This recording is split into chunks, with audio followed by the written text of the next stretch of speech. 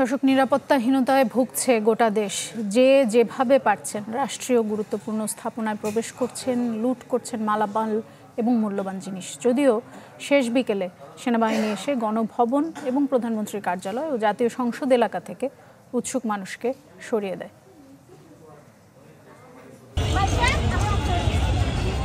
প্রাচীরের ফাঁক গলিয়ে সংসদ ভবনে প্রবেশের হিড়িক। গোটা রাজধানী যখন নিরাপত্তাহীন রাখা হয়েছে, তখন রাষ্ট্রীয় প্রতিষ্ঠানে এই অবাধ প্রবেশের সুযোগ নিচ্ছে মানুষ। আমরা আমাদের সংসদ আমরা স্বাধীন করার পরে এই প্রথম আমরা জাতীয় সংসদে। তো এই যে গ্রিল ট্রিল ভেঙে যাচ্ছেন রাষ্ট্রীয় সম্পত্তি, এটা রাষ্ট্রীয় সম্পত্তি আবার পুনরায় নির্মাণ হবে। বাংলাদেশ স্বাধীন হয়েছে, আবার পুনরায় এটা নির্মাণ হবে। 2006 সালের আগ পর্যন্ত জাতীয় সংসদ ভবনে ছিল না সীমানা প্রাচীর।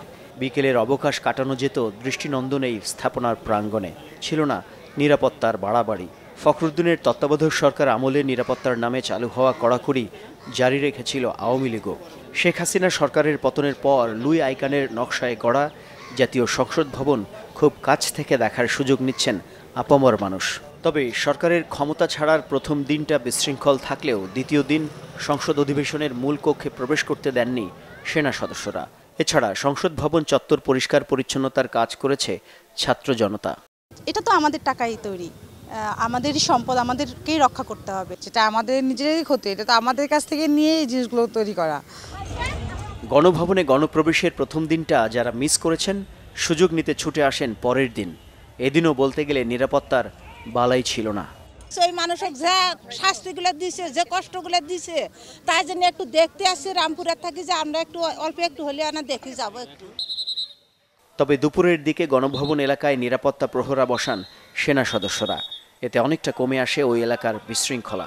জনসাধারণ গণভবন বিজয়ের পর তো অনেকে উদ্বেলিত হয়ে এই গণভবনে প্রবেশ করেছেন, কিন্তু প্রবেশ করে যে লুটপাট হয়েছে এটি নিয়ে সমালোচনা হবার পর অনেকে অনুশোচনা বোধ করেছেন। সেই অনুশোচনার পর আবার আমরা দেখছি আজকে এবং গতকালকে রাতে অনেকেই যে জিনিসগুলো নিয়ে গেছেন সেগুলো ফেরত দিয়েছেন। আমরা দেখছি এখানে দুজন ভাই হয়তো কোনো অতি উৎসাহ থেকে বা কোনো আনমন হয়ে তারা একটি ওয়ালম্যাট নিয়ে গিয়েছিলেন, ফেরত নিয়ে এসছেন মনে হচ্ছে।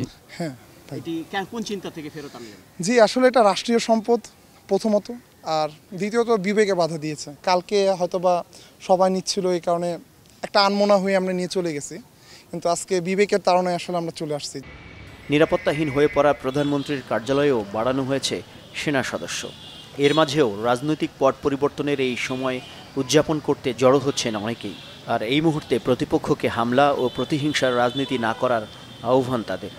এই যারা ধ্বংস করতে চায় তাদেরকে আমরা প্রতিহত করব এবং সাধারণ মানুষকে আহ্বান করব তারাও যেন এই ধ্বংসযোগ্য প্রতিবাদের রুখে দাঁড়ায়। আজকে যারা এই যে ভাঙচুর করতেছে, পরবর্তীতে দেখা যাবে যে এরা সাফারার হবে। সুতরাং ভবিষ্যতের কথা চিন্তা করি, আমরা পরবর্তী প্রজন্মের জন্য এমনভাবে দেশ গড়ি যাতে আমাদের যে রাজনৈতিক যে সংস্কার, সেটা আমরা এখন একটা সুযোগ এসেছে, এই সুবিধাটা বা এই সুযোগটা নিয়ে আমরা সংস্কারের দিকে যাই।